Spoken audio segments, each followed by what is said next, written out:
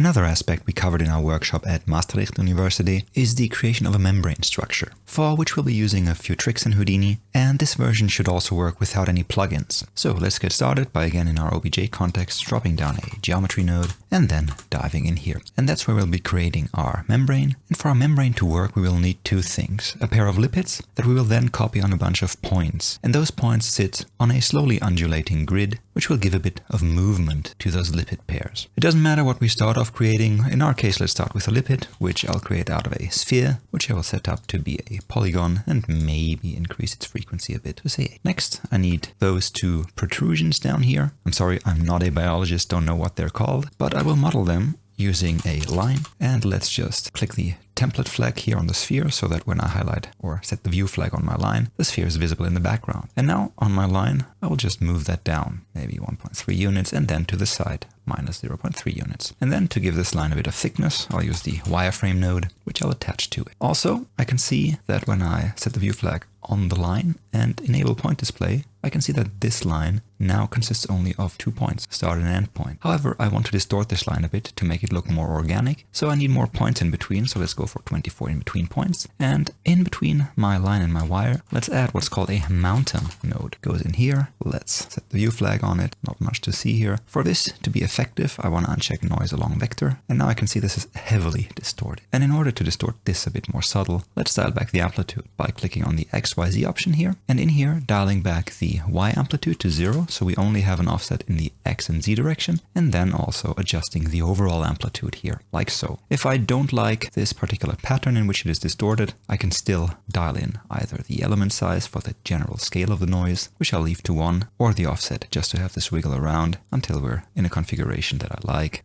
I think 0 was okay, so let's view that through the wire node here, and also copy and paste this whole thing here, this time offsetting the line by plus 0.3 units. And maybe also in the mountain sub, just offsetting the noise a bit, so this part here looks a bit different. Maybe something like this. Now, in order to create a single lipid out of this, what I want to do is use a merge node and merge together the sphere and both of those wires, like this. And then if I set the view flag on the merge and maybe disable template flag on the sphere and disable point display, I can see I'm left with this geometry. This is just one lipid, however, but I want a pair of lipids. So the easiest thing I could do is just take all these nodes, copy and paste them, just move them over here, and then translate them, or transform them rather, to form an opposing lipid using a transform node. And then let's rotate this 180 degrees around the x-axis and then translate this downwards. And to see how much I want to translate this, again, let's enable the template flag on the merge, and then let's dial this down maybe to 3 units, like so. Also, for those two lipids not to look too similar, let's adjust the offset again in the noise for both wires or legs of my lipid, and maybe something like this. So that's my lipid pair. However,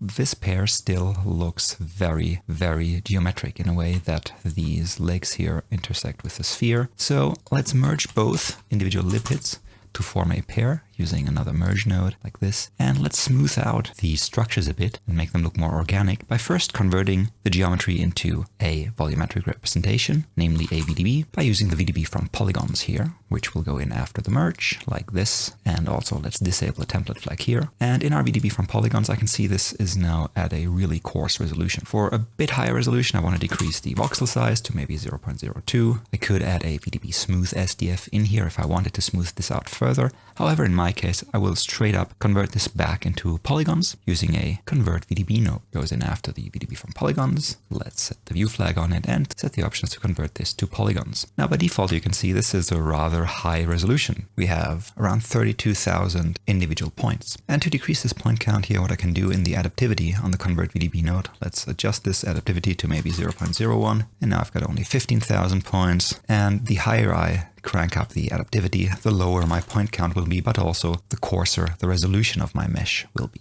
Let's stick at those 7,000 points maybe for now and save our scene file.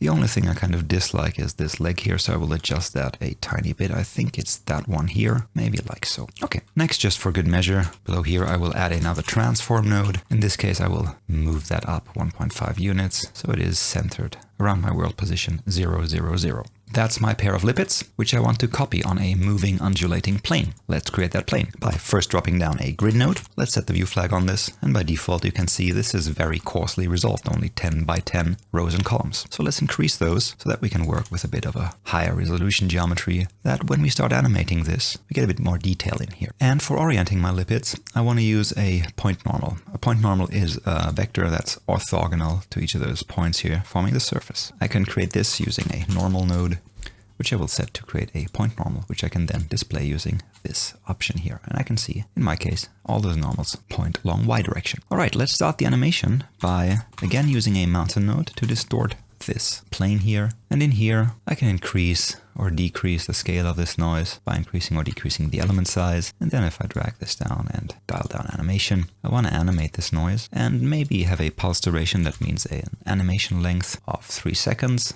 And I will enable my real-time toggle to get an idea of how this thing is undulating. And for now, that works for me. Now, what I would like to have is maybe an animation of 72 frames. So let's set our overall animation length to 72 and then have this loop. So the first and the last frame should be the same so that when we reach the last frame and loop around, we don't have any jumps in here. And I can do that by dropping down a make loop node, which by default is set up to generate a looping behavior in this here. You can now see that we have this quirk in the middle here. Do not be irritated by it now. This won't show up in our final animation. Okay, I'll drag those two here to the side. And now what I want to do is either for copying those individual lipid pairs onto the grid here, I could use those points here, but that would look a bit too mechanic. So to generate a more organic distribution, what I want to do is take my original undistorted grid here and on it scatter a bunch of points using the scatter node, which by default, when I increase the point display size by pressing D over the viewport, going into geometry and then dialing up the point size to maybe 6, you can see results in a more organic distribution of points. In my case, I ended up using maybe 3,200 points, and you can see now the point density still is not uniform. And that is because down here, my relaxed iterations are set too low. So Houdini successfully tries to push those points apart so that all have a uniform distance to each other. And if we do this only 10 times, we end up with this irregular distribution. And the higher this number is, the longer our calculation times, but also the better our point distribution. 512 seemed to work nicely for me on this one. Also, in here on my scatter node, I want to go to the output attributes tab and check output radius attribute, which is then automatically generate a radius attribute, a scale attribute on each of those points, being exactly half the distance between this point and its nearest neighbor. Similarly, I want to scatter a bunch of points, actually just a few, to set up positions of my pores in this membrane, which I'm going to do by first taking this initial grid here and scaling it down a bit. And you will see why in a second. So I'm going to transform this to maybe 80% of its original scale by setting the uniform scale to 0.8, like this. Let's just click here to get a decent display. Next, I'll be setting up another scatter node here. This time only setting this to generate 10 points and increasing the relaxation iterations to maybe 100 or maybe 200, like so, and also checking the output radius attribute here. Finally, I want to create a group for those 10 points. Make sure it's a point group here and call it pores. Now, I'm going to be merging both the pore points as well as my lipid points here. And I can see I'm running into issues, as those pore points intersect with the lipid points and do not push them away. However, I can make use of the same algorithm that scatter node uses in order to distribute the points evenly, just with those different points here, taking into account their different radii. And the node implementing this algorithm is called relax, point relax that is. Has two inputs, one takes the points to relax and the other one a surface to adhere to. And the surface I want these points to adhere to is unsurprisingly my original grid. So if I wire this in here and highlight the point, I can see this starts pushing away the individual lipid points from my pore points. Again, this needs a bit more relaxation iteration, so let's set those to 512 and wait about forever, or 4 seconds on this machine, and be greeted with this one here. Now if I squint my eyes, maybe this could need a few more iterations. Let's try 1024, and again this is gonna calculate around, I think, 6 to 10 seconds on my machine, but your mileage may vary. Okay, that's looking a bit better. So the reason why we only used the smaller version of our grid to scatter those pore points is that when relaxing, these pore points still push that points away, which then can still adhere to the underlying bigger grid without running into errors. I do not really like this point distribution for the pores, so in my scatter that generates those 10 pore points, what I can do is dial in the global seed until I arrive at something that I like, and maybe just maybe I should have checked the view flag on the scatter node itself, then on the relax node, or maybe on the merge node here, or maybe on the group node here. So I'll just dial this in until I arrive at something that I like. Maybe this, which after I checked the view flag on the relax node and waited my 10 seconds, looks like this. All right, let's take those points and just for good measure, generate a random value on each of those points, which we'll later use to randomly assign a color out of a certain color palette. So attribute randomize goes in here, and by default this is set up to randomly assign colors to our points, which is not exactly what I want, because I want to be able to dial in those colors. And I want to do this in our shader in Karma later. So instead, I will set this to not generate a vector, but only a single float by setting this dimensions to 1. So you can now see this is grayscale, and then setting the attribute name not to CD, which is Houdini's OBJ context shorthand for color diffuse, but to, let's call this thing random val for random value. And let's just make sure in the geo spreadsheet under random val, I indeed have random values ranging between 0 and 1. Again, this is going to be used later for shading. Now, let's take these points and move them just like we move this animated version of our grid here. And we can do so using the point deform node. And this thing has 3 inputs. The first input takes the points we want to deform. The second input takes the rest state of our geometry. In this case, it's our undeformed grid. So I'll wire in this one in the second slot. And finally, it takes a deformed state. That means the animated grid here. So this one goes into the third slot. And automatically, when highlighting this, it should be set up all right. And if I play, I can now see I'm distorting those points according to my animation that I fed through the third input slot. And in order to get rid of this jumpy behavior in between here, what I want to do is go to the make loop node and set this to primitive. And now everything is fine.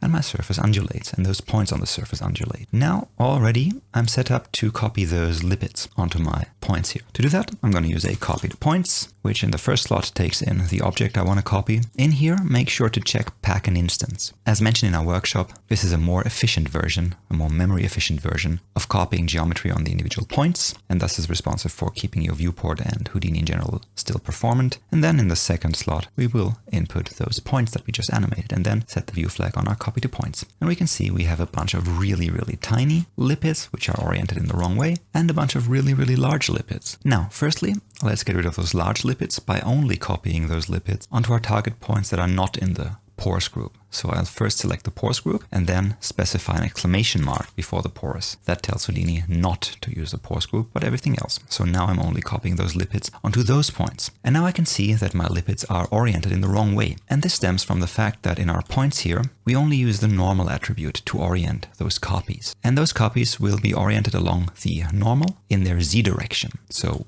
in this case, what I could do is go into transform and rotate this whole geometry around 90 degrees in X, and now my lipids sit there properly. Also in this case, the P scale is only half the size of what I want my geometry to actually be in size, so I can increase my uniform scale here to maybe 1.8 or maybe even 2. Let's stick with 1.8 to have this lipid membrane here. That's all fine and dandy. However, one thing that sticks out to me is that now this lipid geometry, those lipid pairs, are identical for every copy. And they might stick out because they're also oriented, that means rotated in the same direction. So what I want to do next is I could either use the MOPS toolset and the MOPS randomize to randomize their rotation around the y-axis, or as I promised, doing this without any plugins involves either a bit of scripting or stringing together a few nodes. I personally am a fan of scripting, but I know most beginners rather prefer visual scripting using nodes.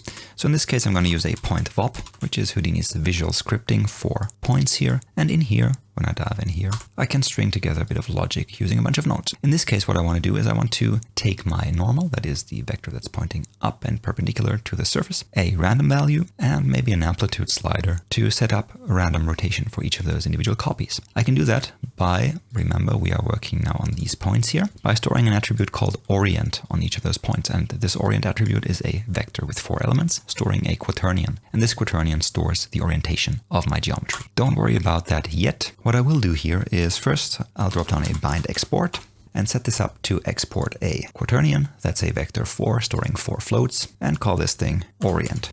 So that's where our result will go. Now to create this quaternion, I'm going to use a quaternion node, which takes in an angle and an axis around which our object should rotate. we'll specify the normal. And for our angle, we're going to use a random number, which we can generate using a random number generator in here. And this thing expects some input seed. In this case, it's called pause as position. However, I would highly urge you to regard this more as a seed value. And in here, we're just going to take each point's individual point number, which we can display here, and we'll use that as a seed for each point. So pt num goes in here, and then the output is between 0 and 1. So we'll have to multiply this in order to get a value between 0 and 2 pi, because our rotations are stored in radians, not in degrees. And 0 to 2 pi would mean 0 to 360 degrees. So let's multiply this with a constant. Thing goes in here, and the scale version goes in here. And the constant, let's use 6.28 as a really bad approximation for 2 pi. And finally, this goes into our orient output. So fingers crossed, let's go back and highlight our copy to points here. And that only partially worked because we do have a random rotation. However, these individual copies are clearly not aligned correctly. And in this case, what I want to do is again disable the rotation here. And now I'm left with randomly rotated lipids that are oriented correctly. Finally, let's add this geometry for the pores here by using another copy to points. Also taking in these points here, this time only working on the pores. And then let's create a torus with maybe a transform attached so we can scale this.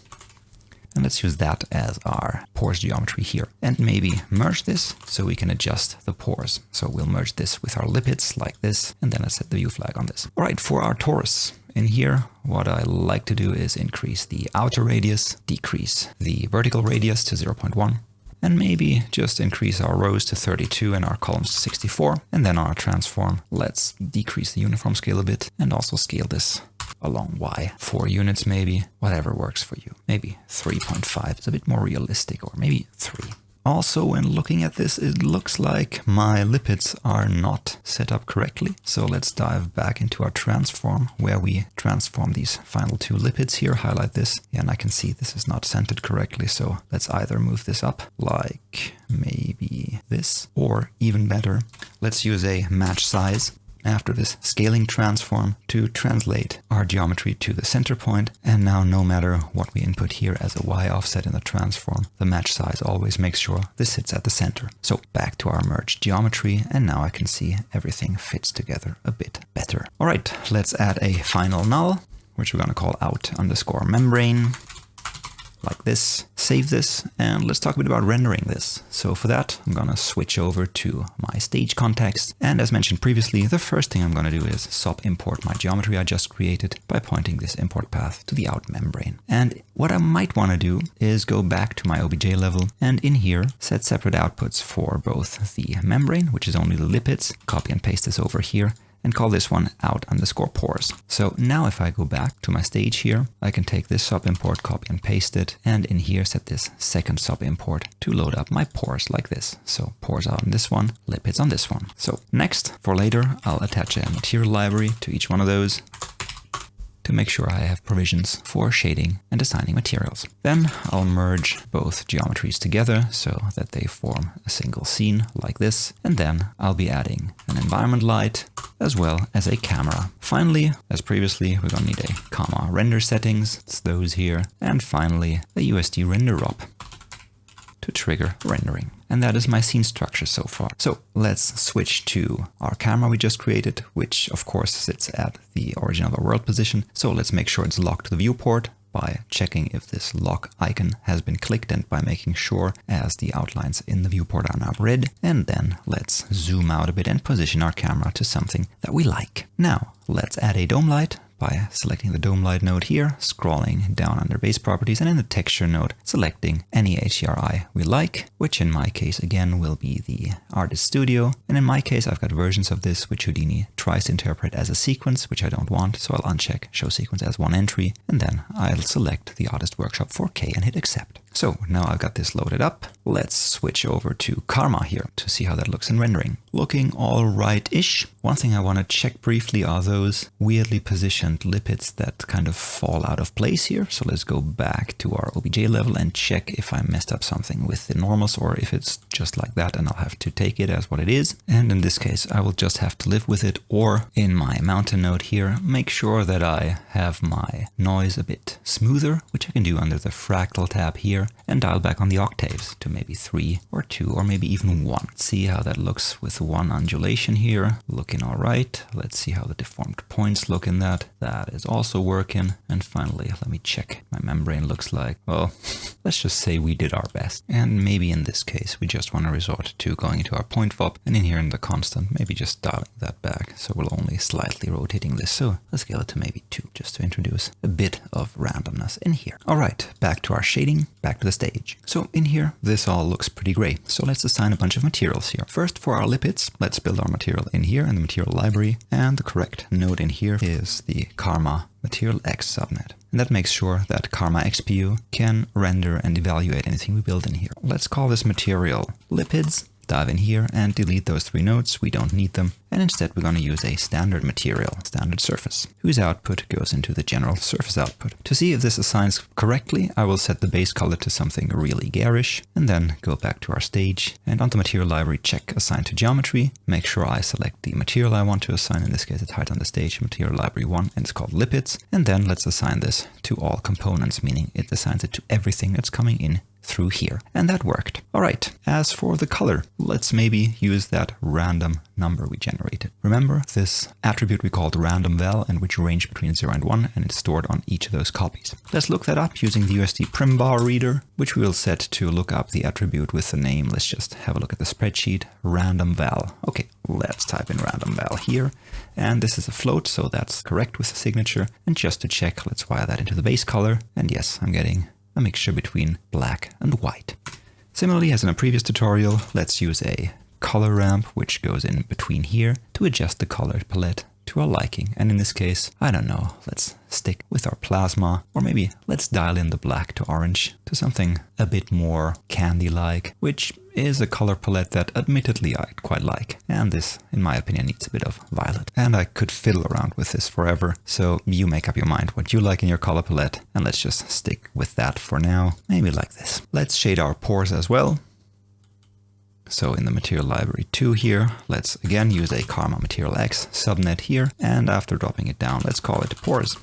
And in here, let's also delete these 3 nodes and use a standard surface, which plops into our surface output here. And let's set this up to be a copper colored metal-ish shader by dialing in around these base colors and then increasing the metalness. And finally assigning this, similarly to what we've done, by checking assign material on the material library 2 here, selecting our material, that's the pores, and then assigning this to all components. And now I've got this metal look for my pores. And again, you decide the look of your materials, that's totally up to you. For now, I want to just disable the grid display and also the display of this gizmo here for the environment light, which I can do here, and have a look at what is close to my final rendering. Now, in my Karma render settings, I want to set my engine to be KarmaXPU. It's a good bit faster than the CPU. Increase my resolution to 1920 by 1080, like this. And maybe reposition my camera, making sure the lock symbol is enabled.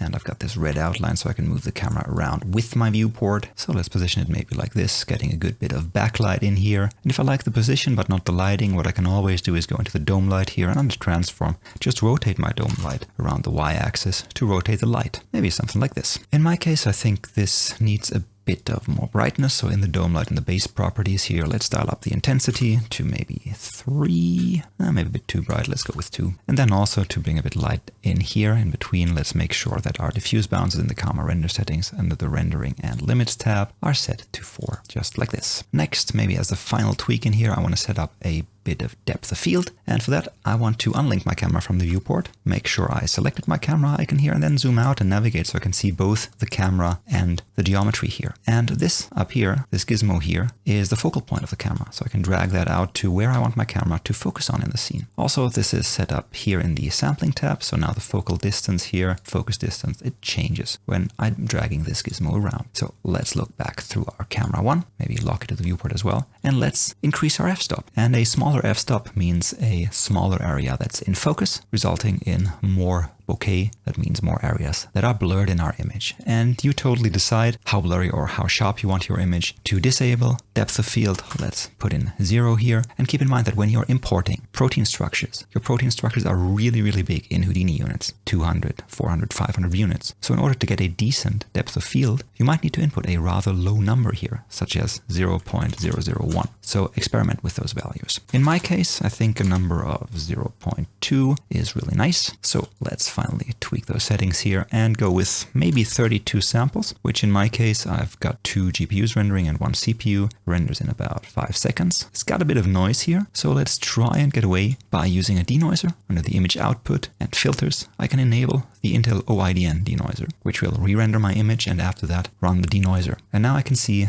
my grain in most areas has gone. The downside of this denoiser is that sometimes it kills a bit of a detail, generates a few artifacts, so it's up to you to decide if you want to add additional path trace samples or want to enable or disable the denoiser. It can be a good idea and a good shortcut under certain circumstances. All right, and finally for rendering this out, you want to set up your path up here in the Karma render settings, and I like my setup like this, so I'll be generating a subfolder called render, then a subfolder with the name of my scene here, and then just increasingly numbered EXR files for the animation if I render out an animation here. So a really quick rundown of how to achieve this lipid membrane look, which I hope might be useful for you biologists, chemists, or scientists out there who might need that. And if you want to learn more about Houdini or plainly want to support us, consider becoming a patron of ours, as it is through the help of our patrons that we are able to run and Tagma the way we do.